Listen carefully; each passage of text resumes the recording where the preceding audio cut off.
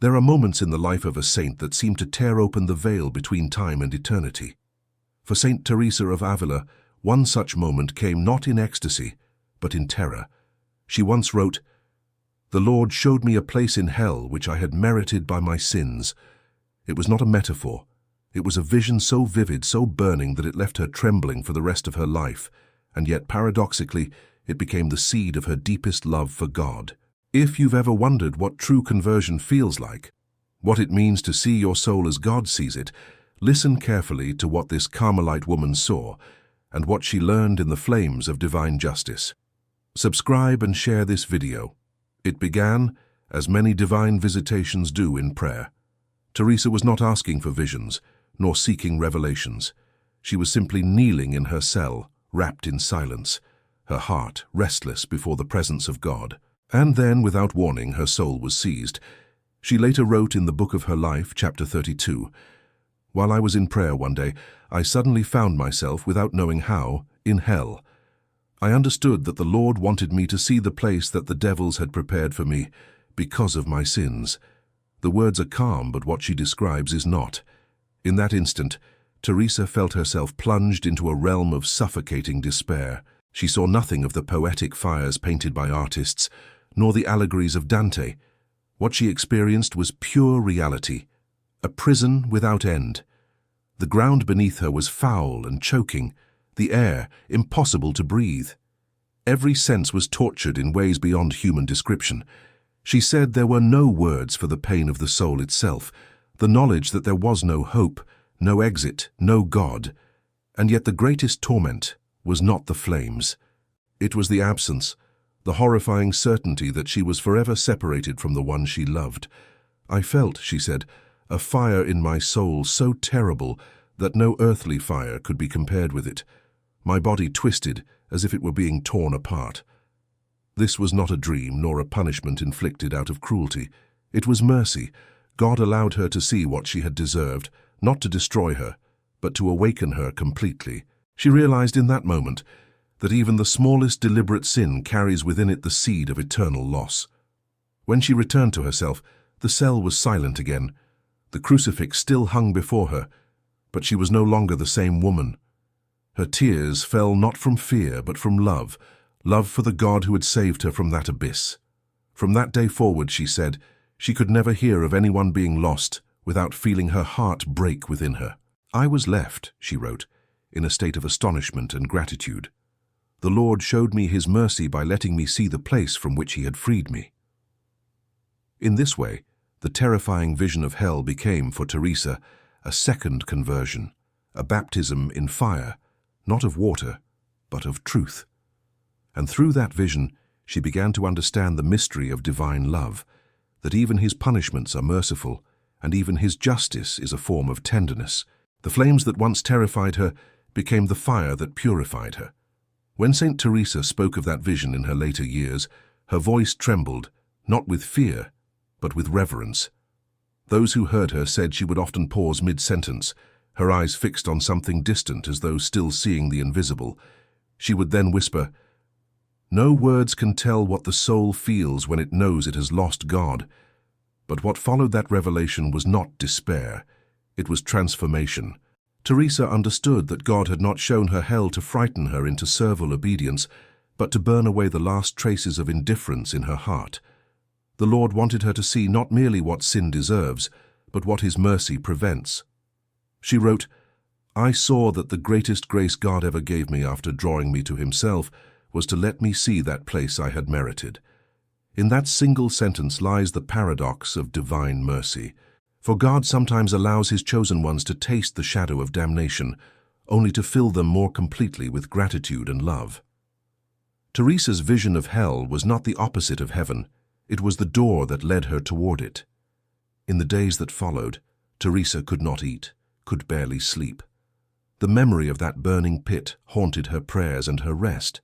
She felt as though her soul had been branded by what she saw. Yet the wound was holy. It drove her deeper into the arms of Christ. She began to look upon the crucifix not as a symbol, but as reality, the only bridge strong enough to cross the abyss she had seen. Every Mass became an act of thanksgiving, every breath a plea for mercy. She confided to her confessors, "The soul that has once seen hell no longer fears suffering in this life. It fears only one thing, to offend God again." This new fear, the fear of losing love, became her strength. The terror that once threatened to consume her became the very flame that illuminated her path. Her heart, purified by the sight of what she had escaped, burned with the fire of mercy. It is difficult for us, modern souls, to understand this kind of fear. We flee from the idea of punishment, from judgment, from hell. We prefer comfort, soft faith, a God who never disturbs. But the saints remind us that divine love is not a tranquil river. It is a consuming fire. Teresa's fire did not destroy, it cleansed. Her tears, she said, were like rivers that flowed from the memory of that dreadful place, and through them she came to love sinners with a compassion that imitated the Sacred Heart itself. She began to pray day and night for those who lived unaware of their peril, the lukewarm, the proud, the souls deceived by the appearance of holiness. To her sisters in the convent, she said, "If we saw what I saw, we would not cease praying for the world." From that moment, every act of penance, every fast, every vigil she offered was no longer for herself alone, but for the salvation of souls. Her fear had become intercession, her vision, vocation. And so, the fire that once revealed damnation began to radiate love, the love that saves. When Saint Teresa wrote about the vision years later, she spoke as one describing a scar that never healed. "It seems to me," she said, "that my soul was wounded, and that wound remains with me still." She was not speaking of torment, but of memory, of a holy remembrance that pierced deeper than fear itself. This wound was not the mark of punishment, but of revelation. It was the wound of truth. From that day forward, Teresa lived with a double awareness, the horror of what she had seen, and the tenderness of the one who had saved her from it. In every soul she now perceived an eternal weight, something infinitely precious and infinitely fragile.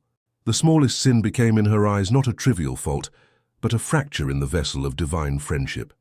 Her confessors noticed that after the vision, she began to speak more often of the interior life, of the soul's secret wounds. She would tell her nuns, "There are sufferings of the spirit that no medicine can cure, except to throw oneself into the arms of Christ." The wound of hell had turned her into a physician of souls. Teresa's mystical wound mirrors the mystery of the cross. Just as Christ retained his glorious wounds after the resurrection, signs not of defeat but of victory, so Teresa bore within her spirit a trace of that vision, transformed into compassion. The fire that had once scorched her now glowed within her like a hidden lamp. She wrote, "The memory of hell gives me the greatest peace." To those who read her words too quickly, this may seem absurd. But for Teresa, peace came not from forgetting, but from understanding. She had seen what life without God truly meant, and so every moment of grace, every breath of prayer, every drop of mercy was a miracle. When she looked upon her sisters in the convent, she saw them as souls balanced on the edge of eternity. She prayed for them as a mother would for her children in danger. "I cannot describe," she said, "the pain I feel when I see a soul offend God. It seems as though I could suffer any torment to prevent it." Her wound made her heart maternal, tender and unyielding in love. This is one of the most mysterious fruits of true mystical suffering. It does not make the soul bitter or withdrawn, but luminous. Teresa's wound became the source of her wisdom, the lens through which she understood everything. The vanity of the world, the depth of divine patience, the urgency of conversion. The wound spoke constantly within her, like a whisper from eternity. "Remember what you have seen and love God all the more." And she obeyed. She began to fast more strictly, to pray more fervently, to speak of mercy more boldly. Her writings, born from tears, would one day set the world aflame with their clarity. Because what Teresa had seen was not merely hell, it was herself without grace. And that sight, more than any flame, had cut her soul open. She would later confess, "If a single soul understood the price of one mortal sin, it would die of sorrow." Such was the wound of Saint Teresa, not despair, but divine sorrow, the sorrow that gives birth to sanctity. After the vision, Teresa often said that she no longer recognized herself. The woman who once feared discomfort, who hesitated in prayer, who wavered between the world and the cloister, she was gone. In her place stood a soul aflame with a single desire, to love God without measure. It is tempting to think that fear alone transformed her, but it was not fear, it was mercy. The same God who allowed her to see the abyss also filled her with the sweetness of his presence. Hell had revealed not only what she deserved, but what he had saved her from. That contrast became the fire of her vocation. His mercy, she wrote, is a burning flame that both wounds and heals, that terrifies and consoles. I saw that even when he punishes, he loves, and when he loves, he purifies by fire. This new understanding of mercy changed how Teresa prayed.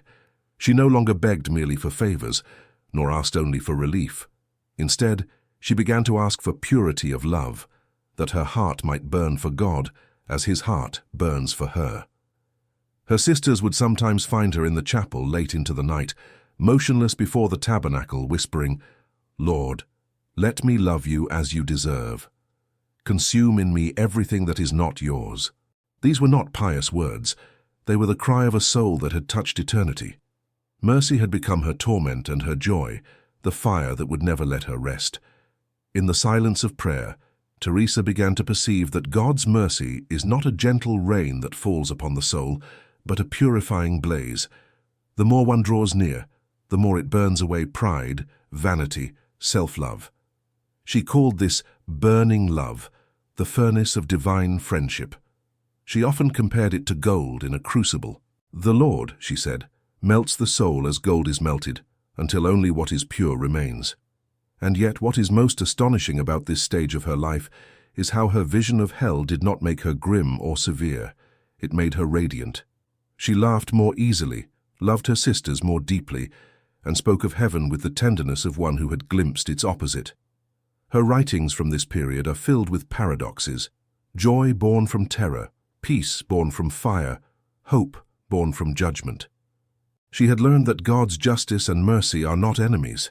They are the same flame, seen from different sides. She wrote, "When I saw hell, I learned to love heaven, but when I felt his mercy, I learned to love the cross." Teresa's transformation was not instant. The fire purified her slowly, often painfully. She experienced dryness, misunderstandings, even persecution within her own order, yet she never complained. "If only they knew," she said once, "what God has spared me, they would never pity me." The memory of hell had burned away her self-pity. All that remained was gratitude. Her sisters noticed a new light in her eyes, a kind of quiet intensity. It was not of this world. She had become, as one friar wrote, a woman touched by the flame of divine mercy, whose soul had been to the edge of perdition and come back carrying heaven in her gaze. From this point onward, Teresa would dedicate her life to teaching others how to enter that same fire, not to be destroyed, but to be made whole. In the years that followed her vision, Saint Teresa began to perceive something extraordinary. Within every divine fire there is a hidden light. She understood that what God reveals through fear is always meant to lead to love. The vision of hell had not left her in darkness. It had made her see. She once told her sisters, "The Lord sometimes shows terrible things to his friends, not to condemn them, but to make them burn more brightly with his love." To Teresa, that was not a poetic idea. It was lived truth. The same fire that revealed hell's horror had become the fire that illuminated her path to heaven.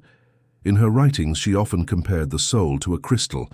When the light of grace shines upon it, all its impurities become visible. At first, this is painful, humiliating even. But when the soul allows the divine flame to purify it, that same crystal begins to glow with the light of God himself. The soul, she said, once illuminated by grace, sees the smallest fault as a mountain and the smallest mercy as an ocean. This insight shaped her reform of the Carmelite order. She longed to create communities where souls could live in silence, penance, and love, places where the divine light could burn without being dimmed by the noise of the world. "Let us be all fire," she told her nuns, "because our spouse is all flame." Her words were not metaphorical. They came from a woman who had stood at the brink of eternal fire and discovered at its heart the blazing mercy of God. As she grew in holiness, the line between suffering and joy began to blur. In the fire of love, she said, pain itself becomes sweetness. She often felt her soul burning in prayer, not with torment, but with a heat so intense that she thought she might die from longing. This mystical phenomenon would later be described by the Church as the transverberation, when an angel pierced her heart with a fiery dart. Teresa described it with simplicity. It was a pain so sweet that I wished it would never end. For her, the vision of hell and the wound of love were not two separate experiences. They were one movement of the same divine mystery. First, the soul sees what it has deserved. Then, it feels the love that has rescued it. Hell revealed the depth of her misery. The fire of love revealed the infinity of God's mercy. When her confessors asked how she could endure such visions without losing her sanity, she answered gently, "Because God never shows horror without showing himself." In the darkest depths, there was always a light, a presence. That presence, once glimpsed, became her obsession. Teresa's eyes, witnesses said, would often fill with tears during Mass, as though she were seeing beyond the veil. "I remember hell," she told them, "and I love him more." This was the paradox that confounded the scholars and comforted the simple, that the fire which had terrified her also became her consolation.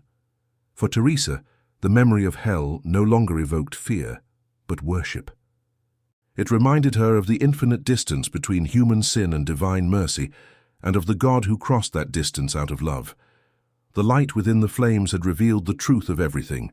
Sin is real, justice is real, but love is stronger than both.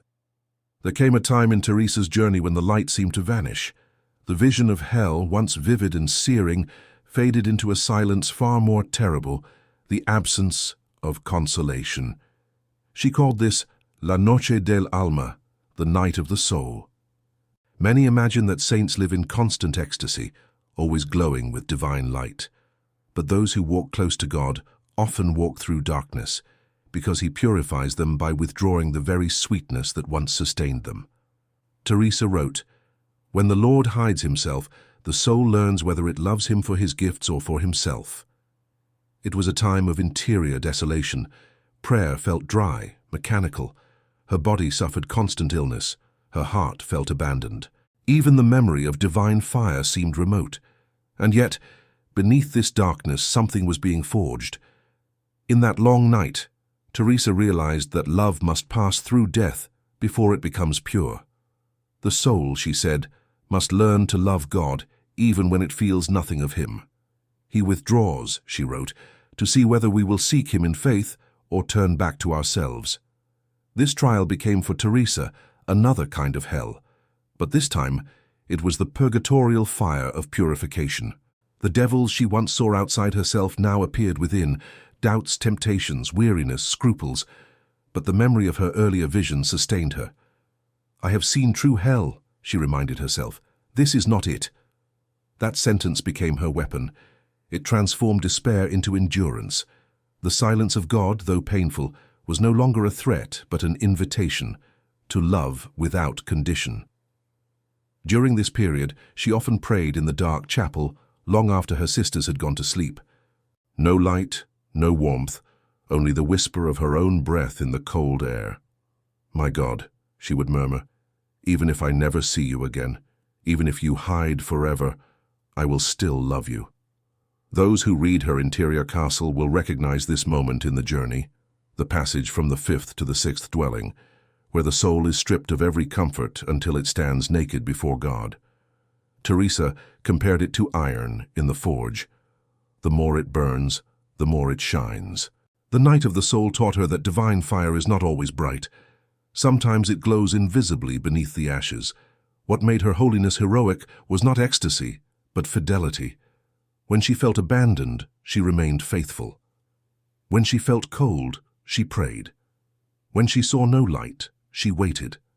This, she said, was true love. To serve God without reward, to love him without reason. Her sisters often wondered at her calmness during these trials. "Mother," they asked, "how can you pray when you feel nothing?" She smiled and answered, "Because faith is not a feeling, it is fire in the dark." This lesson would later echo through the centuries, inspiring mystics and reformers alike. It is the secret of every saint who has walked through desolation and emerged radiant, that God purifies his friends by hiding, and that silence can be more merciful than speech. When the night finally began to lift, Teresa wrote, "I saw that his mercy had been with me even when I could not feel it. The fire had not gone out, it had gone deeper. Hell had shown her the loss of God. The night of the soul taught her the longing for him." Between those two torments, her love became unbreakable. After enduring the night of the soul, Teresa emerged not weaker, but terrifyingly strong. Those who met her sensed it immediately, a quiet authority born of suffering, a gaze that saw both heaven and hell in a single breath. She had walked through the valley of eternal fire and through the desert of divine silence. Now she carried within her both judgment and mercy. From that inner fire arose her mission, to fight for souls. Teresa's vision of hell had not been given for her alone. She understood it as a divine commission, a call to battle not with swords or arguments, but with prayer, reform, and sacrifice. "The Lord showed me," she said, "that many souls are lost because no one prays for them." That conviction became her crusade. Every monastery she founded was meant to be a fortress of intercession, a spiritual bastion against the tide of sin sweeping through the world. "We are not here to rest," she told her nuns, "but to fight, to pray for those who do not pray, to love for those who do not love, to weep for those who do not weep." In the silence of the cloister, Teresa heard the distant cries of souls falling away from grace.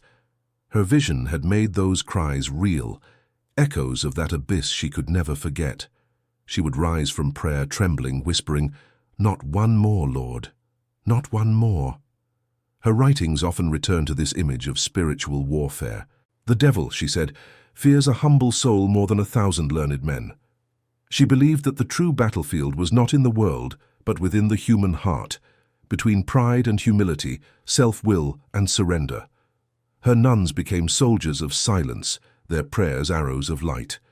Teresa's letters reveal that she sometimes wept for hours over the thought of a single soul dying unrepentant. "If I could," she wrote, "I would spend all eternity rescuing just one soul from that place I have seen." She offered every suffering, every illness, every misunderstanding for the salvation of others. This was not sentimental piety, it was mystical realism. She had seen the consequence of sin not as theory but as fact. To her, every human decision carried eternal weight. "One mortal sin," she warned, "can destroy what Christ's blood has purchased." Yet even in her severity there was tenderness. She never judged, she interceded. "If God showed me hell," she said, "it was not to make me condemn others, but to make me weep for them." Her tears were her weapon. Teresa's battle was fought on two fronts, against the world's indifference and against the spiritual laziness that infects the devout.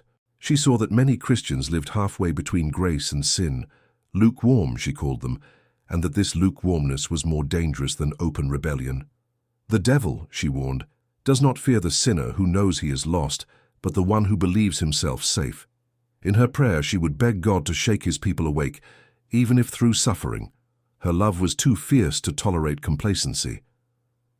"Better a wound from his hand," she said, "than the sleep that leads to death." By the end of her life, Teresa's body was frail, but her spirit was indomitable. She once told her sisters, "The devil fears one soul completely surrendered to God more than all the armies of the world." She knew this because she had seen the other side. The memory of hell no longer filled her with horror, it fueled her intercession. The sight of the abyss had become her armor, the mercy of God, her sword. She fought not out of pride but out of gratitude. Because she had been rescued, she could not bear to see others fall. And so, in the quiet of her convent cells, a war was being waged, a war of prayer, love, and tears that still burns through the centuries. As Teresa's fame spread throughout Spain, many came to her seeking counsel, nobles, priests, even bishops. Some sought miracles, others wisdom. But what they found was not a woman of wonders, but of fire. She spoke of God, one witness said, as if she were burning. Teresa would often begin her conversations with a silence. Then she would raise her eyes and say simply, "He is fire." This was not metaphor, it was revelation. For Teresa, God was not an idea or a distant judge. He was flame, the uncreated light that both consumes and illumines. The same fire that she had glimpsed in hell as torment now appeared to her as glory. And in that recognition, she understood the greatest paradox of all. The fire of hell and the fire of heaven are the same flame, experienced differently according to the soul's love.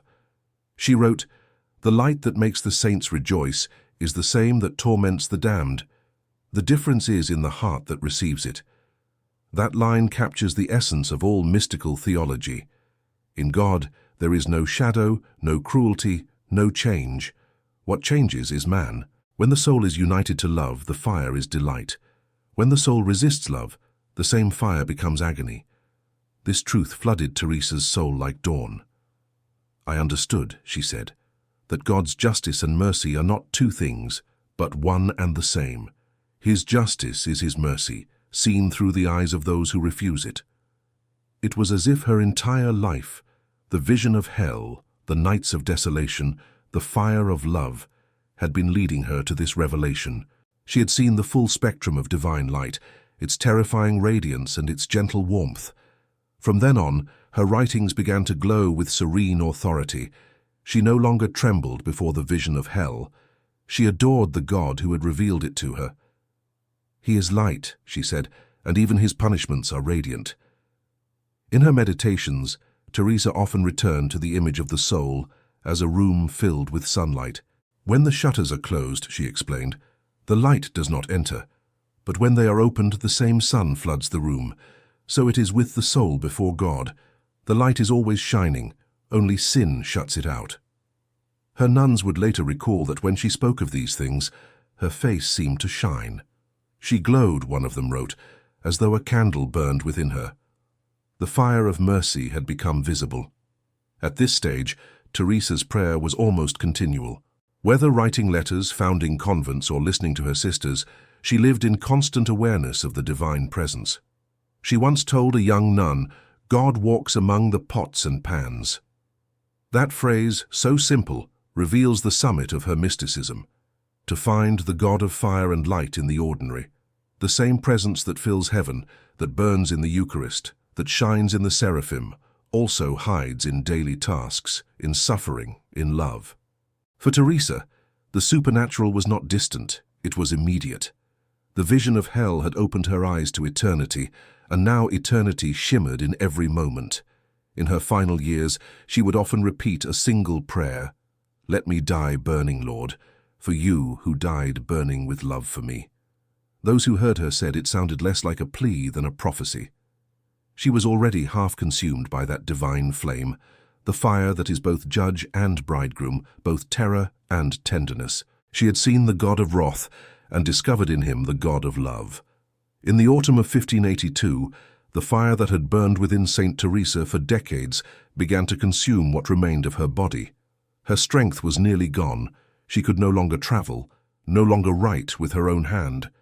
But those who entered her cell said that her eyes still shone with the same inner flame, the fire of one who had seen eternity and no longer belonged to this world.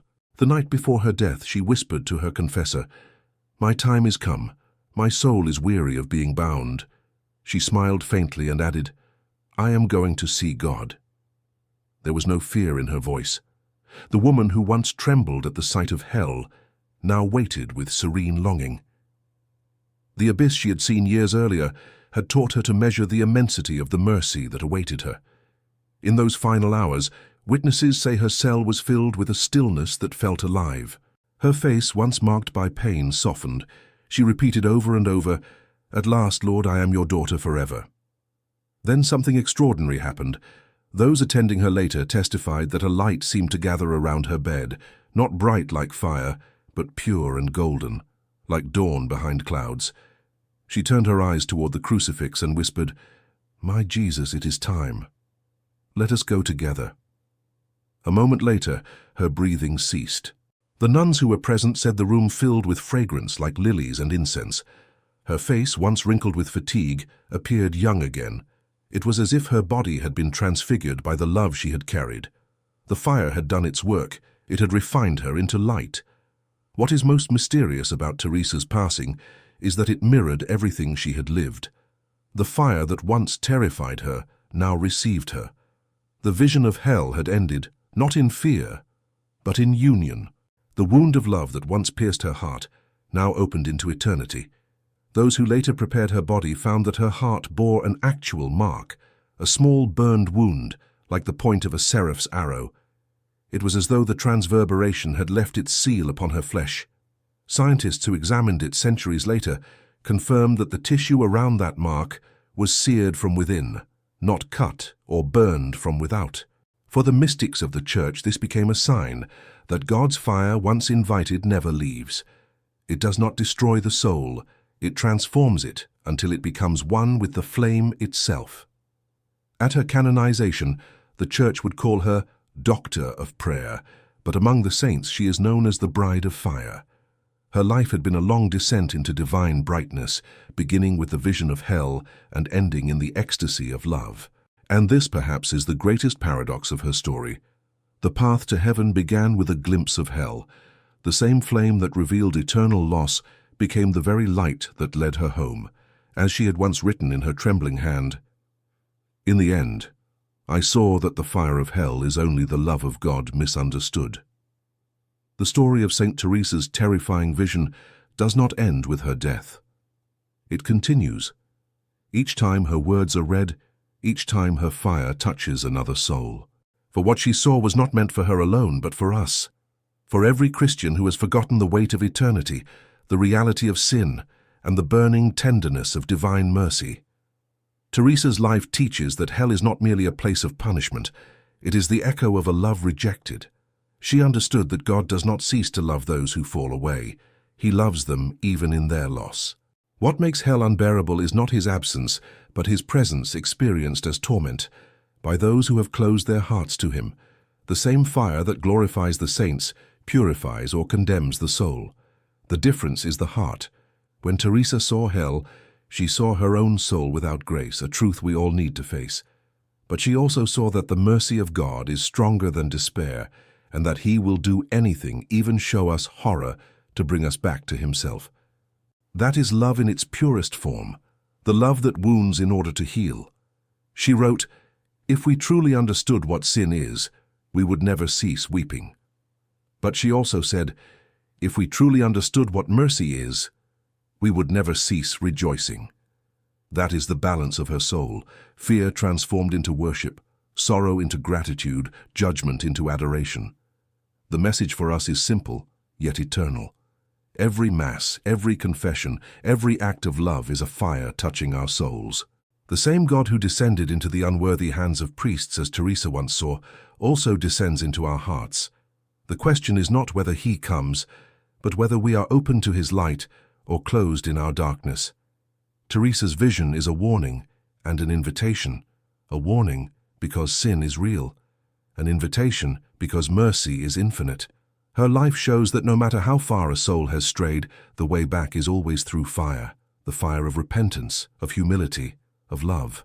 To avoid that flame is to choose the colder one. To enter it is to find peace. In the quiet of your own heart, imagine her voice speaking now. Do not fear what I saw. Fear only indifference. Let what is cold within you burn again. For the God who allowed me to see hell is the same God who filled me with his love. And so the vision that once terrified a saint now consoles the Church. It reminds us that divine justice is not vengeance. It is mercy that refuses to lie. It is the truth of love unveiled. When we pray, when we suffer, when we struggle to believe, let us remember Teresa's words. The Lord showed me hell, and in doing so, he showed me himself. For the flames she saw were not meant to destroy her, they were meant to awaken her.